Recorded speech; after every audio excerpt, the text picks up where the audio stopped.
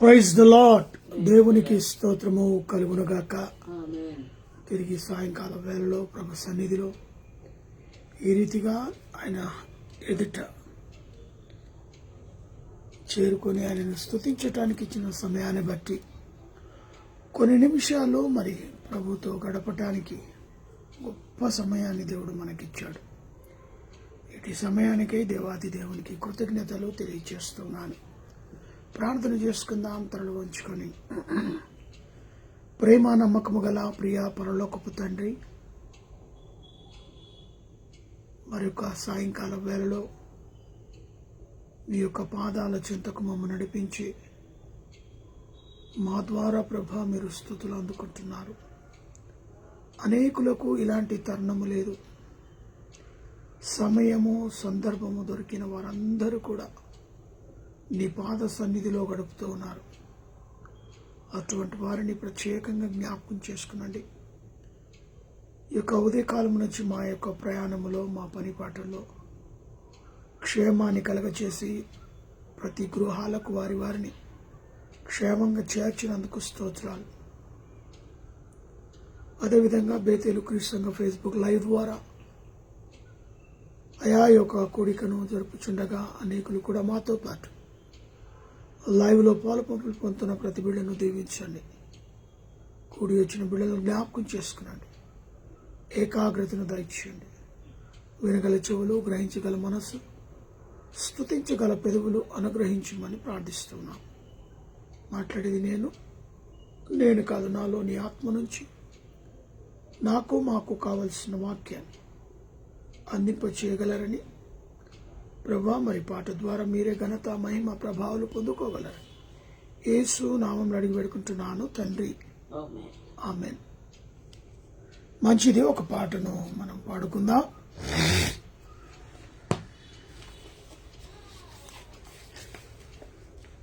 కొండలలో, లోయలలో, అడవులలో, ఎడారులలో, కొండలలో, లోయలలో, అడవులలో, ఎడారులలో నన్ను గమనించినావా, నన్ను నడిపించినావా, నన్ను గమనించినావా, నన్ను నడిపించినావా. యేసయ్యా, యేసయ్యా, యేసయ్యా, యేసయ్యా, నిన్నే నిన్నే కొలుతునయ్యా. నీవే నీవే నా రాజువయ్యా. దేవా నిన్నే నిన్నే కొలుతునయ్యా. నీవే నీవే నా రాజువయ్యా. యేసయ్యా, యేసయ్యా, యేసయ్యా. ఆత్మీయులే నన్ను అవమానించగా, అన్యులే నన్ను అపహాసించగా, ఆత్మీయులే నన్ను అవమానించగా, అన్యులే నన్ను అపహాసించగా, అండ నీవైతివయ్యా, నా కొండ నీవే యేసయ్యా, అండ నీవైతివయ్యా, నా కొండ నీవే యేసయ్యా. యేసయ్యా, యేసయ్యా, యేసయ్యా, యేసయ్యా, నిన్నే నిన్నే కొలతునయ్యా. నీవే నీవే నా రాజువయ్యా. దేవా నిన్నే నిన్నే కొలతునయ్యా. నీవే నీవే నా రాజువయ్యా. యేసయ్యా, యేసయ్యా, యేసయ్యా ఒకటేనా ఆత్మీయులే నన్ను అవమానించగా అన్యులే నన్ను అపహాసించగా ఆత్మీయులే నన్ను అవమానించగా అన్యులే నన్ను అపహాసించగా అండ నీవైతివయ్యా నా కొండ నీవే యేసయ్యా అండ నీవైతివయ్యా నా కొండ నీవే యేసయ్యా యేసయ్యా యేసయ్యా యేసయ్యా యేసయ్యా నిన్నే నిన్నే కొలతూనయ్యా నీవే నీవే నా రాజు అయ్యా దేవా నిన్నే నిన్నే నే కొలతూనయ్యా నీవే నీవే నా రాజువయ్యా మరణ ఛాయలో దొరికిన నీ ప్రేమ మరచిన బ్రతుకును దొరికిన నీ కృప మరణ ఛాయలో దొరికిన నీ ప్రేమ మరచిన బ్రతుకును దొరికిన నీ కృప నన్ను బలపరచమయ్యా నిన్నే గణపరతు నన్ను బలపరచుమయ్యా నిన్నే గణపరతునయ్యా యేసయ్యా యేసయ్యా యేసయ్యా యేసయ్యా నిన్నే నిన్నే కొలతూనయ్యా నీవే నీవే నా రాజువయ్యా దేవా నిన్నే నిన్నే నే కొలతూనయ్యా నీవే నీవే నా రాజువయ్యా యేసయ్యా యేసయ్యా యేసయ్యా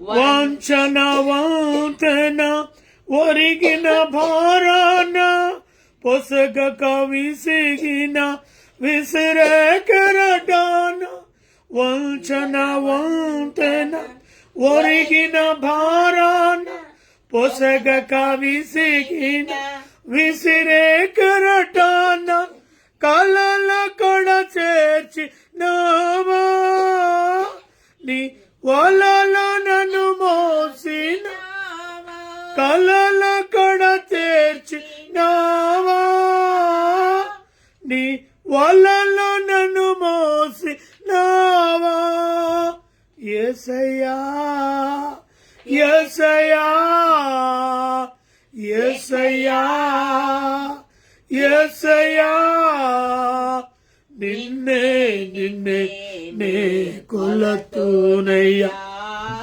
నీనే నీవే నా రాజు అయ్యా దేవా నిన్నే నిన్నే నే కొలతూనయ్యా నీవే నీవే నా రాజు అయ్యా యేసయ్యా యేసయ్యా యేసయ్యా హల్లెలూయా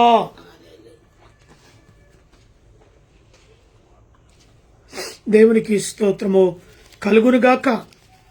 తిరిగి వాక్యములోనికి వెళదాం. 3వ అధ్యాయము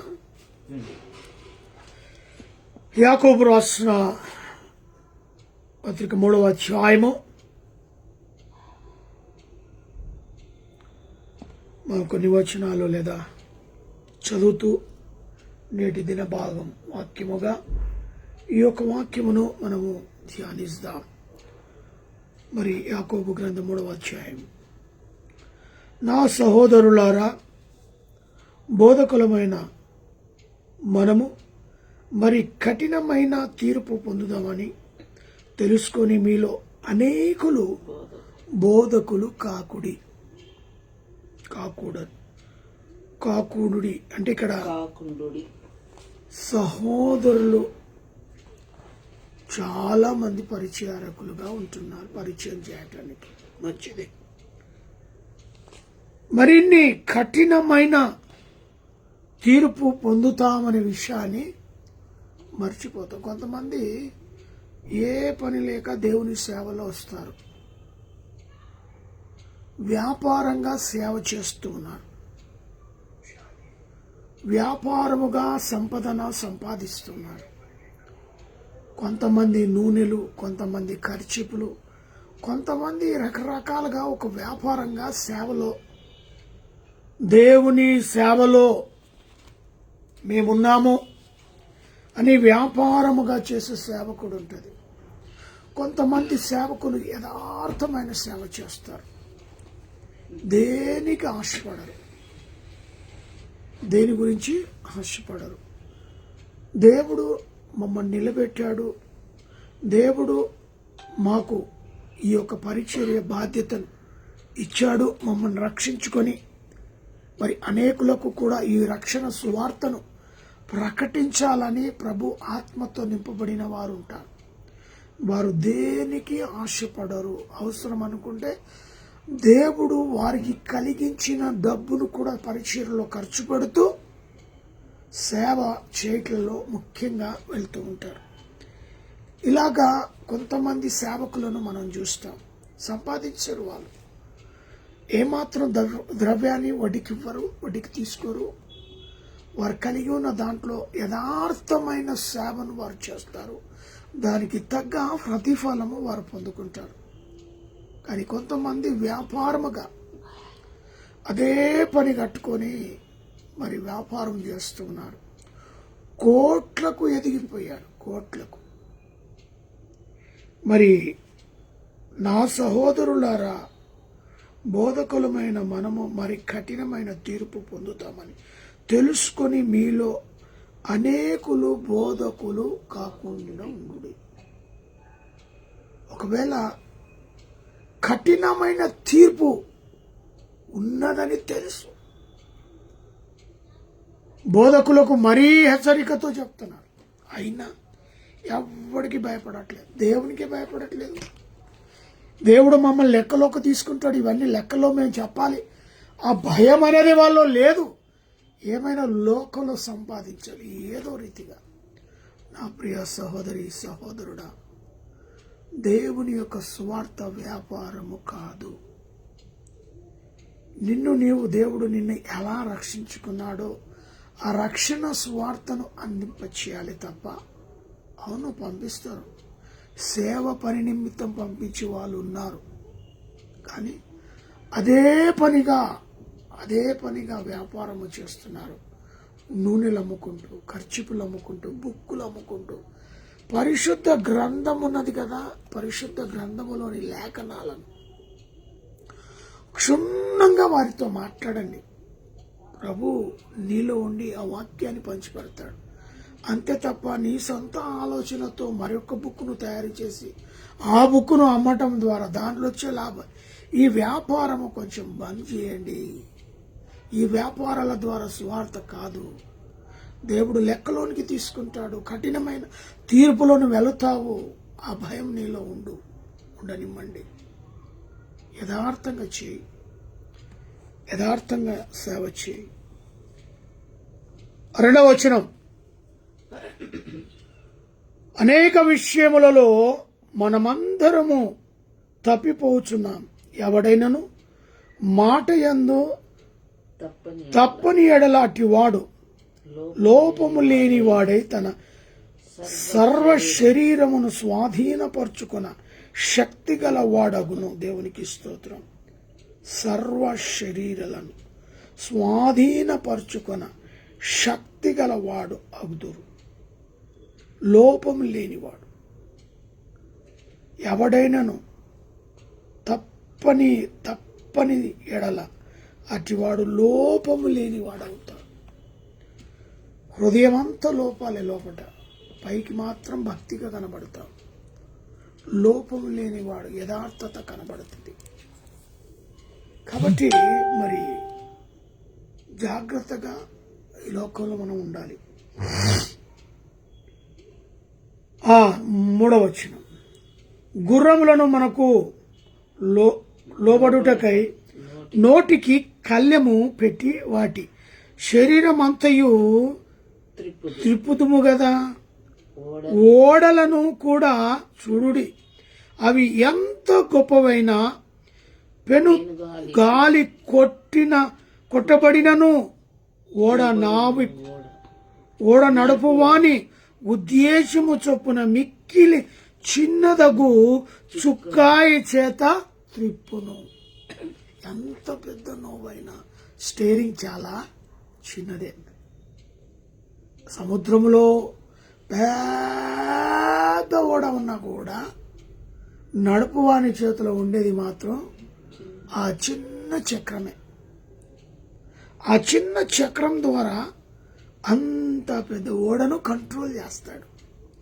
అదేవిధంగా గుర్రము మరి నోటికి కళ్ళెం పెట్టి వాటి శరీరం అందు త్రిప్పుదురు.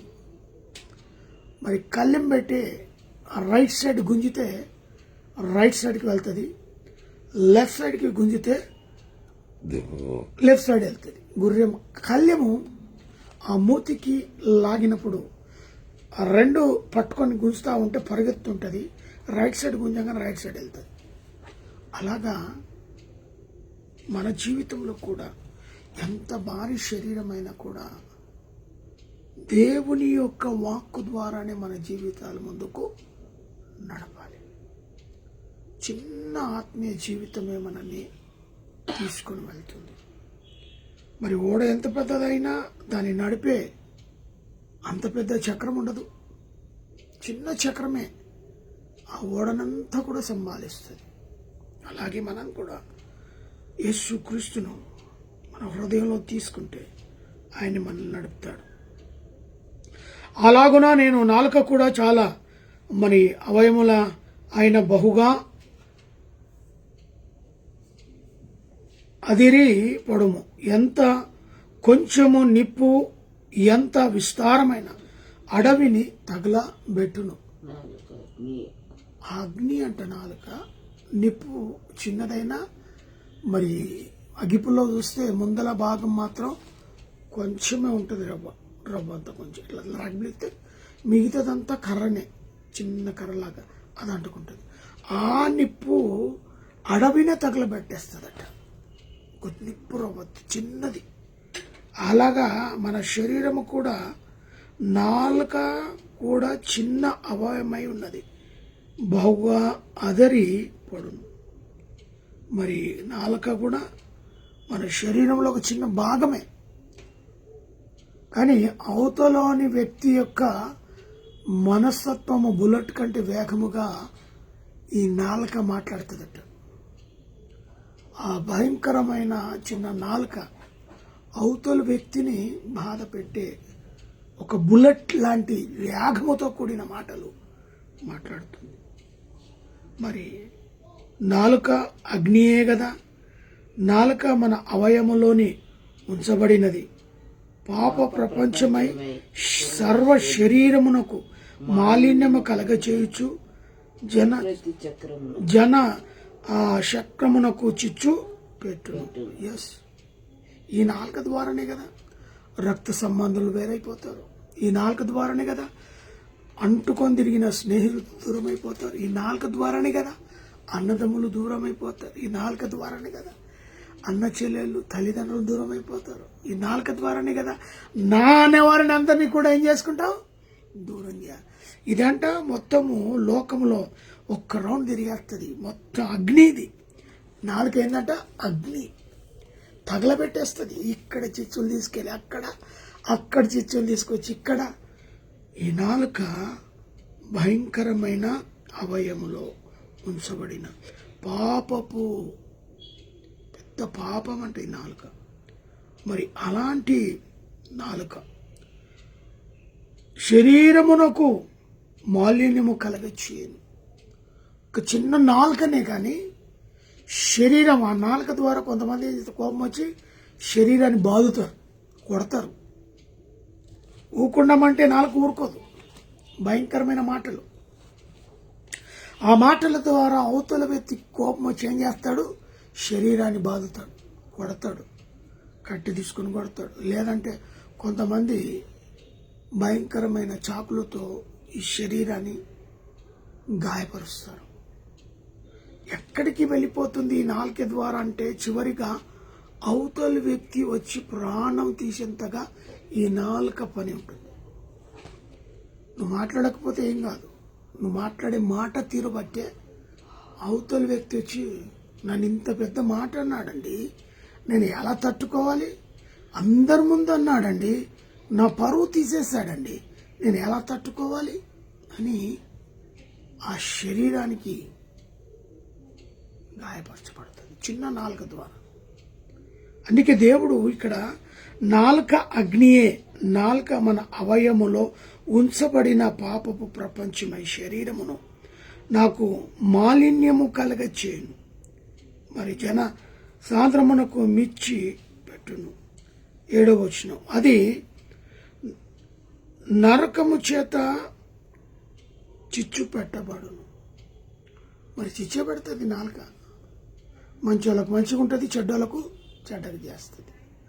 కాబట్టి వాక్యం సెలవిచ్చినట్టుగా ఈ పాపపు ప్రపంచములో నాలుక అవయములో ఎలా ఉంచబడినా దాన్ని ఎందుకొరకు వాడాలి, దేనికి వాడాలి అనే విషయాన్ని మనం తెలుసుకోవాలి. దేవుని స్తుతించటానికి కూడా ఇదే నాలుక పనిచేస్తుంది. వాక్యం చదవటానికి కూడా ఇదే నాలుక పనిచేస్తుంది. ప్రార్థన చేయటానికి కూడా ఇదే నాలుక పనిచేస్తుంది.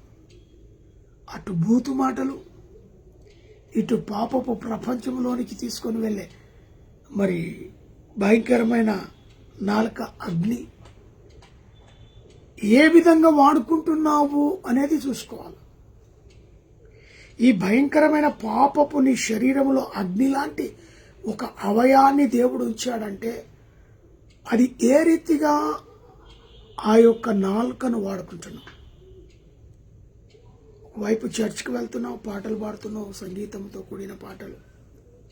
బయటికి రాగానే అదే నాలుక ద్వారా అనేకులను దూషిస్తున్నావు, దరిద్రమైన మాటల ద్వారా. దేనికి ఉపయోగించుకుంటున్నావు? నీ శరీరము దేవునికి దేవాలయం ఉన్నది. నీ శరీరం ద్వారా దేవుడు నీకు ఇచ్చిన నాలుక ద్వారా దేవుణ్ణి స్తుతించాలి, ఆరాధించాలి, గణపరచాలి. ఈ అగ్ని వంటి నాలుక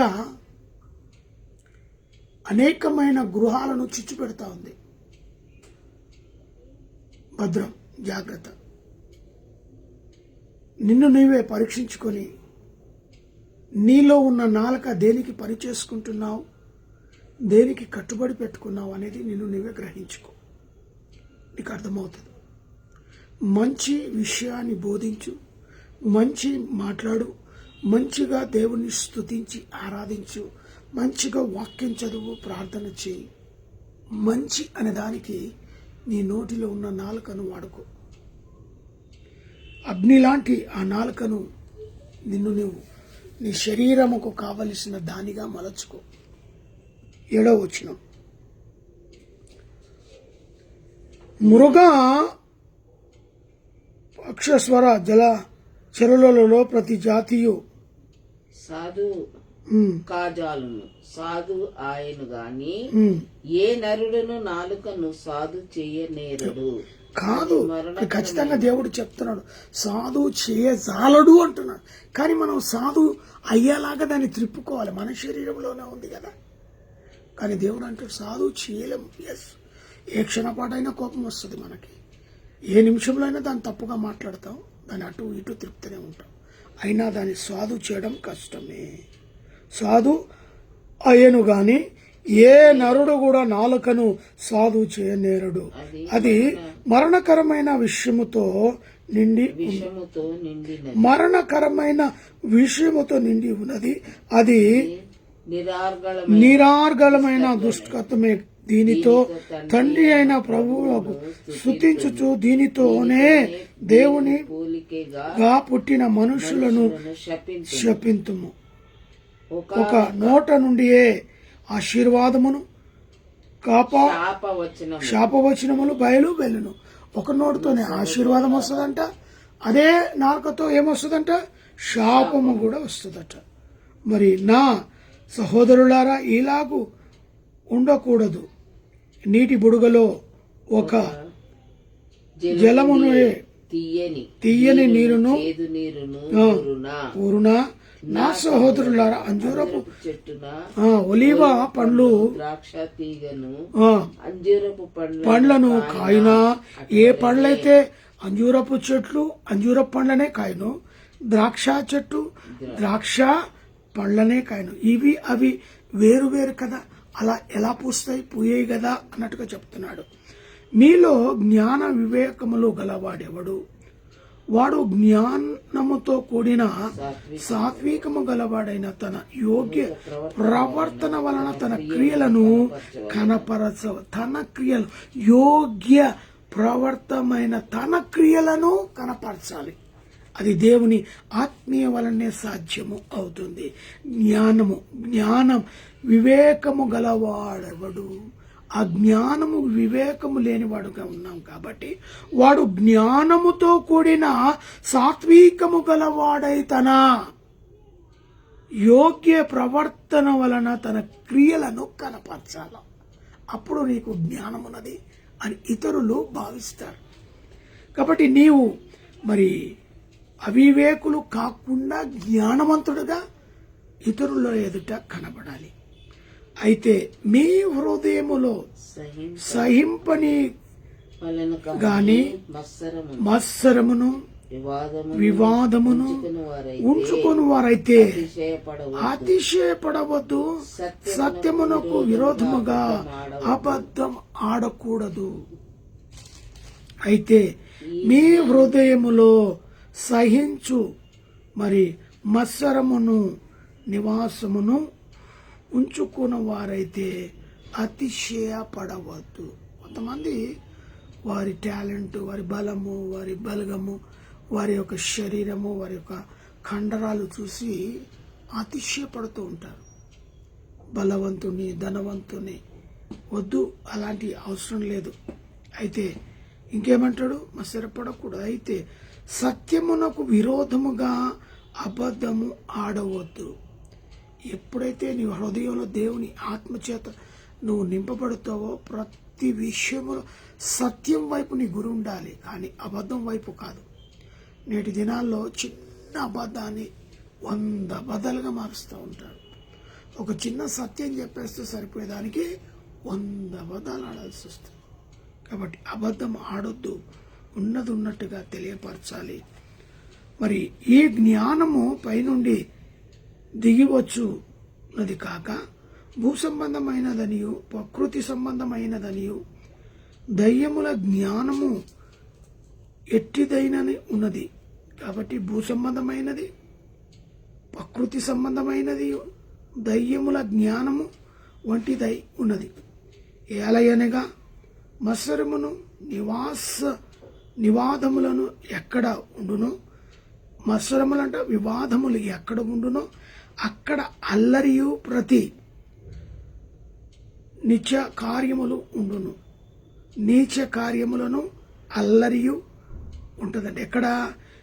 ఎక్కడంటే ఇది ఏలయనగా మత్సరమును వివాదములు ఎక్కడ ఉండునో అక్కడ అల్లరియు ప్రతి నీచ కార్యములు ఉండును.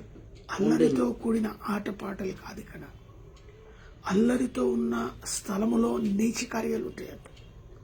ఎక్కడైతే అల్లరితో నింపబడిన వాళ్ళు ఉంటారో అక్కడ ఏముంటుందంట, నీచ కార్యాలు. మరి అలాంటి కార్యములు జరుగుతూ అల్లరి, నీచ కార్యాలు, మత్సరములు, వివాదములు కూడా ఉడతాయంట. ప్రశాంతంగా ఉన్న స్థలంలో అల్లరి లేగితే ఇవన్నీ కూడా వచ్చేస్తాయి. అల్లరితో కూడిన ఆటపాటలుంటే మరి నీచ కార్యాలు కూడా జరుగుతాయంట.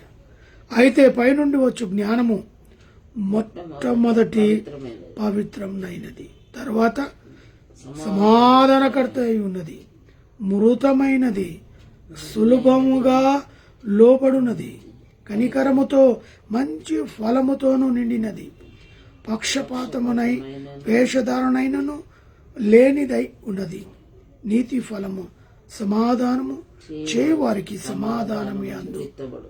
ఇది 17వ వచనము నుంచి ఈ వచనాలు మన హృదయంలో ఉండాలి. ఎలా ఉండాలంటే పైనుండి వచ్చిన జ్ఞానము మొట్టమొదటి పవిత్రమై ఉన్నది, తర్వాత సమాధానకరమై ఉన్నది, మృదమైనది, సులభముగా లోబడుచున్నది, కనికరముతో మంచి ఫలముతోను నిండినదై ఉంటుందట. దుర్భాషలాడదు, మత్సరం ఉండదు, కోపం ఉండదు, అల్లరుండదు, దూషణ ఉండదు. మరి వారిలో ఏముంటుందంటే కనికరముతో మంచి ఫలములతో నిండినది, పక్షపాతమునైనను వేషధారణైనను లేనిదై ఉంటుందంట. వారి హృదయంలో పక్షపాతం ఉండదు, ఉన్నట్టుగా చెప్తారు. వేషధారణ ఉండదు, ఇక్కడ ఒక వేషం, అక్కడ ఒక వేషం, అక్కడ ఒక వేషం, అట్లా ఉండదు. ఒకే తీరుగా ఉంటారు, ఒకే మాటగా ఉంటారు. ప్రభు యందు భయభక్తులు కలిగి ప్రభు మార్గంలో నడిచేవారు ఒకే స్థితిలో కనబడతారు. వేషధారణ ఉండదు, వాళ్ళు పక్షపాతం ఉండదు, పక్షపాతం చూపరు, ఒకే ప్రేమ. వీరికి ఎట్లనో ధనవంతులపైన ఏ ప్రేమ ఉంటుందో దళితులపైన కూడా అదే ప్రేమ ఉంటుంది. పక్షపాతం ఉండదు. మరి వారిని ఒకలాగా వీరిలో ఒకలాగా చూడరు. కాబట్టి వాళ్ళపైన మరి పక్షపాతము లేనివారుగా అందరితో సమానమైన ప్రేమను పంచేవారుగా ఉంటారు. వేషధారణ ఉండదు. ఇక్కడ వచ్చి నీ దగ్గర వచ్చి నీ వేషం లేదు, పక్క వారి దగ్గరికి వెళ్ళి ఇలాంటి వారు లేరనుకోవద్దు. ఇలాంటి వారు బహుగా ఉన్నారు కాబట్టే ఆ స్థితి కాదు, ఈ స్థితిలో ఉండాలని వాక్యం సెలవిస్తుంది. నీతి ఫలము సమాధానము చేయవారికి సమాధాన మందు విత్తబడును. సమాధానమే వారి జీవితంలో విత్తబడి ఉంటుంది. ఆ సమాధానము లేకపోతేనే దేవునికి దూరం అయిపోతారు, పట్టించుకోరు, ఏ విషయాన్ని కూడా పట్టించుకోరు. సమాధాన పడాలి ఎప్పటికప్పుడు. మన జీవితంలో సమాధానం ఉంటే దేవునితో సమాధానం, నరులతో సమాధానం, స్నేహితులతో సమాధానం, ఇరుగు పొరుగు వారితో సమాధానం, రక్త సంబంధులతో సమాధానం, అన్నదమ్ములతో సమాధానం కలిగి ఉన్నట్టయితే వారు ఎలాంటి మరి సమాధానం లేకపోతేనే మరి ఈ యొక్క వేషధారణ వల్లే వారి జీవితాలు తయారవుతాయి. వారు ఎప్పటికప్పుడు పక్షపాతం లేని వారై వేషధారణ లేని వారై ఉంటేనే వారు సమాధానపరచబడతారు. అట్టి ప్రేమ మనం కూడా దేవుడు చూపిన మార్గంలో నడుస్తూ ఆ ప్రేమను ఇతరులకు పంచిపెడుతూ ఇతరులకు ప్రభు ప్రేమను మనలో నుండి చూపించుకోవడానికి ప్రయత్నం చేస్తూ ఈ లోక యాత్రలో మన జీవితాలను ముందుకు కొనసాగించాలని ప్రభు పేరట మనవి చేస్తూ మరి ఈ మాటలు నేను ముగిస్తూ ఉన్నాను. ప్రార్థన చేసుకుందాం. ప్రేమ నమ్మకము గల ప్రియ పరలోకపు తండ్రి, నిన్న నేడు రేపు ఏకరీతిగా ఉండు దేవా, నీకే స్తోత్రాలు అయా. మరి భయంకరమైన రోజుల్లో మేము ఉంటున్నప్పటికీ కూడా మమ్మల్ని మీరు జ్ఞాపకం చేసుకుంటున్నాయినా నీ యొక్క కృపలో మమ్మల్ని ఆదరించి కాపాడి సంరక్షించి పోషించి ఇంతవరకు నిలబెట్టినందుకు స్తోత్రాలు. మా యొక్క పరిపాటల్లో, నా ఉద్యోగాల్లోనైనా ప్రయాణంలో క్షేమాభివృద్ధిని కలగచేస్తున్నందుకు స్తోత్రాలు. భయంకరమైన మరి యుద్ధాలు జరుగుతున్నాయి, భూకంపాలు జరుగుతున్నాయి, మంచు తుఫాన్లు, వర్ష తుఫాన్లు అయా. భయంకరమైన పరిస్థితుల్లో ప్రపంచంలో ఏదో ఒక దిక్కు అల్లర్లు జరుగుతున్నప్పటికీ కూడా శాంతి సమాధానం లేకపోయినప్పటికీ కూడా ప్రభా, మీరెక్కల కింద మమ్మల్ని భద్రపరుస్తూ ఈ రీతిగా కాపాడినందుకు స్తోత్రాలు. ఇదిగోనైనా మరి నీ యొక్క బిడ్డలతో ఫేస్బుక్ ఆన్లైన్ సర్వీస్ ద్వారా విత్తబడిన వాక్యం ప్రతి హృదయంలో నీరు కట్టి ఫలింపచేయండి. వాక్యానుసారమైన జీవితాలు జీవించడానికి తీర్మానం తీసుకోవటానికి సహాయం దయచేయండి.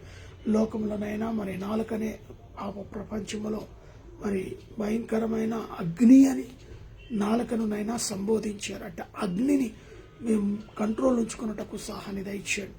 ఎక్కడ ఏ రీతిగా ఎలా మాట్లాడాలో ఇది తెలిసి ఉండి చాలా జాగ్రత్తగా మేము మాట్లాడుటకు సహాయాన్ని కృపను దయచేయమని ప్రార్థిస్తున్న మమ్మను మా కుటుంబాన్ని పరిచర్యను దీవించి ఆశీర్వదించండి. నా యొక్క తల్లిదండ్రుల ఆత్మకు శాంతి సమాధానం నైనా తల్లింటి వారిని తండ్రింటి వారిని మా యొక్క మంగనూరు వంశస్థులందరినీ ప్రభా దీవించండి, ఆశీర్వదించండి. ఆ యొక్క రక్త సంబంధులను బంధుమిత్రులను స్నేహితులను క్లాస్మేట్స్ను అయ్యా అన్నలను వదిలిన యొక్క బావులను బామడుతుల మరుదులను నాని పేరెంట్స్ను ప్రతి ఒక్కరిని చెయ్యి విడవకనైనా నీ కృపలో ఆదరించి కాచి కాపాడండి. బేతలు కీసంగా ఫేస్బుక్ లైవ్ ద్వారా ఎందరైతే ఈ వర్తమానాన్ని వింటున్నట్టు బిడ్డలందరినీ ఆ కుటుంబాలన్నీ కూడా నీ కృపలో ఆదరించబడనుగా కానీ ప్రార్థిస్తున్నాం. ప్రత్యేకంగా నాని డబ్బును జ్ఞాపకం చేసుకుని మరొక గర్వఫలం దయచేయండి. నాయన లోపాలను సరిచేయండి. సుసన సాత్వికకి ఇచ్చిన ఆరోగ్య బలమ శక్తిని బట్టి వందన సంపూర్ణమైన ఆరోగ్యం దయచేసి బిడ్డకు అయా మరి ఎగ్జామ్స్ రాస్తుండగా మంచి తెలివి జ్ఞానాన్ని జ్ఞాపక శక్తిని దయచేయండి. చదివిన ప్రతి ప్రశ్న చక్కటి జవాబుతో కూడిన ఆ యొక్క ఆన్సర్ షీట్లోనైనా చక్కటి జవాబులు చదివి జ్ఞానముతో కూడిన ఆ రిపీట్ చేసుకొని రాయటానికి సహాయం కొరకు దయచేయండి. మరి అదే రీతిగా తండ్రి నీ సేవ పరీక్షల్లో కూడా బిడ్డ మరి కాడిని మోయటానికి చిన్ననాటి నుండి బిడ్డను అభిషేకించండి. పాశ్రమకి ఇచ్చిన ఆరోగ్య బలము శక్తిని బట్టి వందనాలు ఇచ్చిన సేవ నాయన పరిచర్యలో తనకి ఇచ్చిన ఆరోగ్యాన్ని వాడుకోవడానికి సహాయం దయచేయండి. నాలో ఉన్న బీపీ షుగర్ సమస్తమైన వ్యాధి బాధలు నిలబెట్టాలనేటు ఉద్యోగంలోనూ ఇటు ఆన్లైన్ సర్వీస్ ద్వారా మీరు మమ్మల్ని వాడుకుంటున్నారు. స్తోత్రాలు నైనా నీ చిత్తం ఏమై ఉన్నదో మా పట్లనైనా ఎక్కడ సంఘమునైనా ఎక్కడ ఆలయం తండ్రి మాకు బయలుపరచండి. ప్రత్యేకంగా మా ప్రభా మరొకసారి మా దేశాన్ని రాష్ట్రాన్ని ప్రపంచాన్ని వెళ్తున్న దేశ నాయకులను ప్రత్యేకంగా జ్ఞాపకం చేసుకుని మంచి పరిపాలన జరుగుటకు సహాయాన్ని దయచేయండి.